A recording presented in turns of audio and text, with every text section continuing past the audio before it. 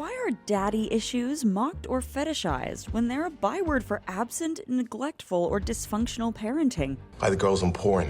You just know something's wrong because why else are they doing it? It's usually daddy issues. Daddy issues is an umbrella, unsympathetic term for women who have a complicated or unhealthy relationship with their dad, often because he was physically or emotionally absent. In their adult relationships, girls with daddy issues are shown on screen or assumed in real life to be highly sexual, eager to please, and interested in older men. This place is full of girls with daddy issues, and I've got the penthouse suite. For these reasons, they're desired, but also ridiculed, assumed to have no self-respect, or to be annoyingly clingy and possessive. Daddy issues. I used to know chicks like this, they're tricky. They need a lot of protecting. When a child does have an absent or neglectful parent, this often results in an insecure attachment style, which is a serious problem to address and work through. So why is this something that, in girls, gets treated as either a turn-on, a joke, or a reason to write someone off as a hopeless cause? Daddy issues. There's a long history of men fetishizing women with daddy issues because it's assumed they automatically result in promiscuity and an overwillingness to please men. The only style of dancing that Uncle Mitch likes involves a big shiny pole or a broken woman with daddy issues. Meanwhile, this rhetoric diminishes and dismisses these women as people with value. Basically, the idea is that they're good for a low-effort one-night stand, but too broken for a long-term relationship. On the whole, in pop culture, the girl with daddy issues is depicted as a hot mess. Her life is apparently permanently derailed by the loss of her dad, and that sucks for her, but the story is often just using her as a side act for a more well-rounded character, or pitying her. You should know how difficult it is to cure a pretty girl with daddy issues. One of modern pop culture's best examples of fetishizing daddy issues is Harley Quinn, Joker's on-again, off-again girlfriend who's been featured in Suicide Squad and Birds of Prey. We know from the comic books that Harley's father was the reason she got into psychiatry, as she sought to better understand his neglect and infidelity.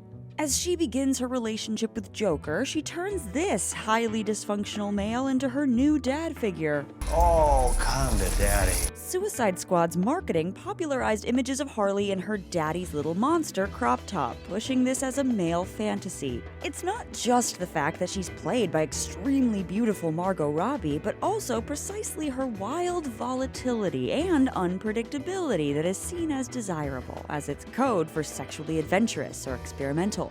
You're a lucky man. Met a bad bitch. Blonde imbues a more tragic tone to Marilyn Monroe's daddy issues. The fictional Marilyn calls both her husbands daddy and is desperate for the approval of male authority figures. Daddy, I couldn't imagine what to wear. You look fine. Are you sure? So again, the implication is that our culture's most famous sex symbol only fashioned herself as such a desirable figure because she craved her daddy's attention. But the result is a very shallow and reductive portrait of how a person with an absent father might act. Blonde essentially suggests that all of Marilyn's insecurities and future problems stem from growing up without a father, and that she's forever lacking in confidence and self-worth as a result. My father's coming back soon! He promised!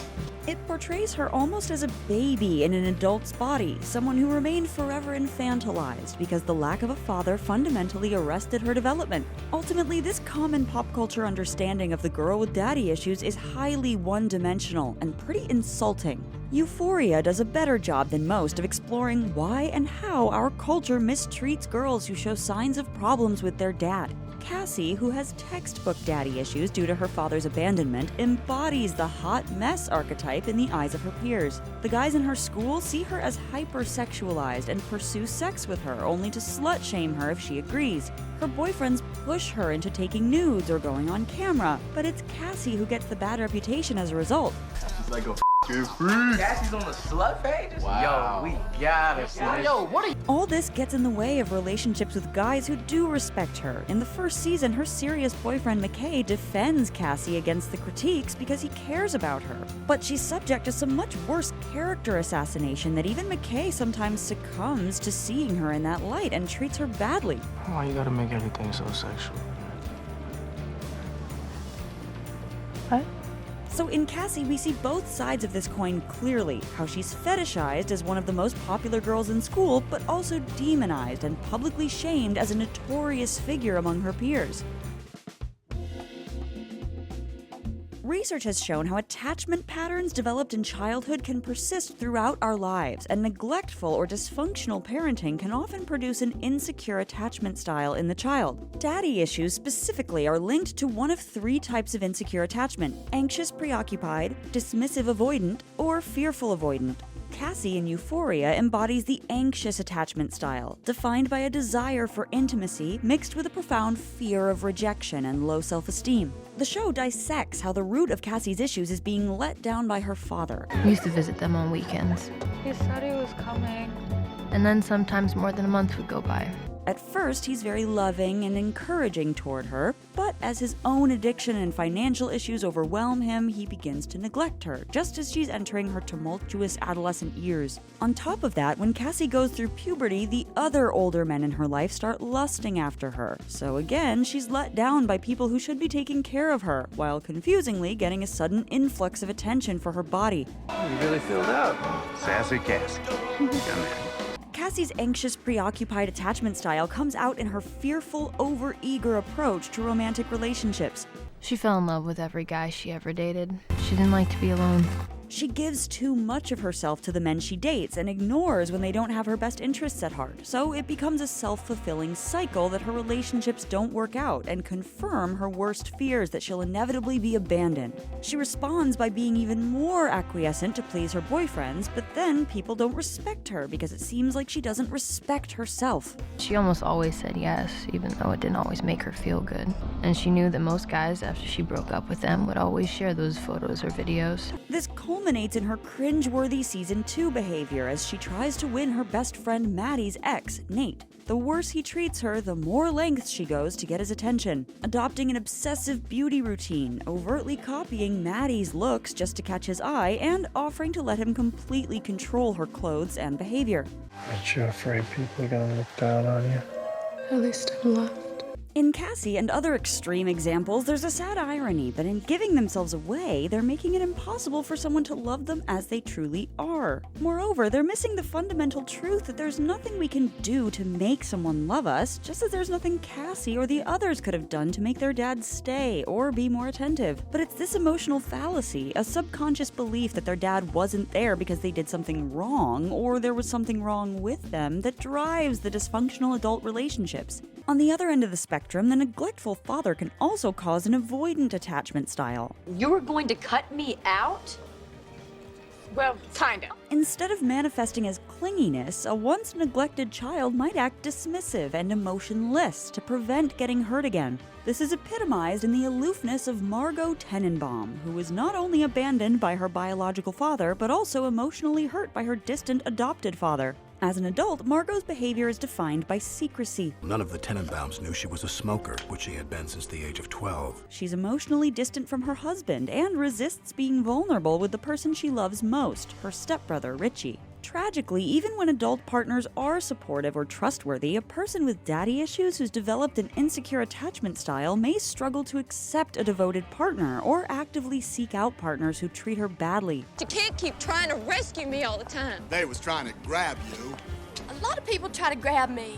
In Forrest Gump, the abuse Jenny endures from her father as a young girl leads her to dangerous, self-destructive behavior with a series of men who are bad news, while she resists getting close to Forrest, someone who does love her deeply. I'm not a smart man, but I know what love is. It's also important to note that an absent father might not look the way we think. In You, Love Quinn's family background is pretty comfortable, and she doesn't experience any financial or physical neglect. But at the root of her family problems is that she and her brother felt her father to be distant. We're actually already in soft prep for a film we're trying to get going.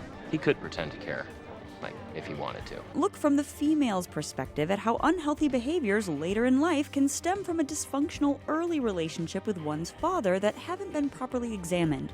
In Trainwreck, Amy's father teaches her lessons when she's a kid that act as the origin story for her later hard-drinking, hard-partying, promiscuous lifestyle.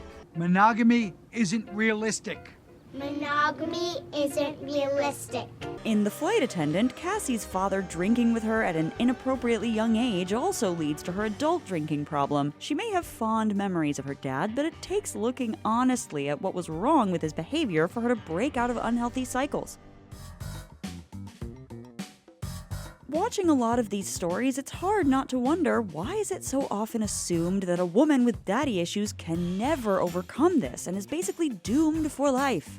Thankfully, more modern examples show their characters working through these past issues and understanding how to develop more healthy adult behaviors. Even Jenny and Margot make progress, though it's not really the story's main focus. Wilder versions of this character, like Love and Harley, also counter our expectations by proving they're strong presences who are not to be dismissed. In You, while at first we might worry about Love as she comes into contact with serial killer Joe, it becomes clear that she too is violent, possessive, and unpredictable, so she can hold her own. Hey, Gil.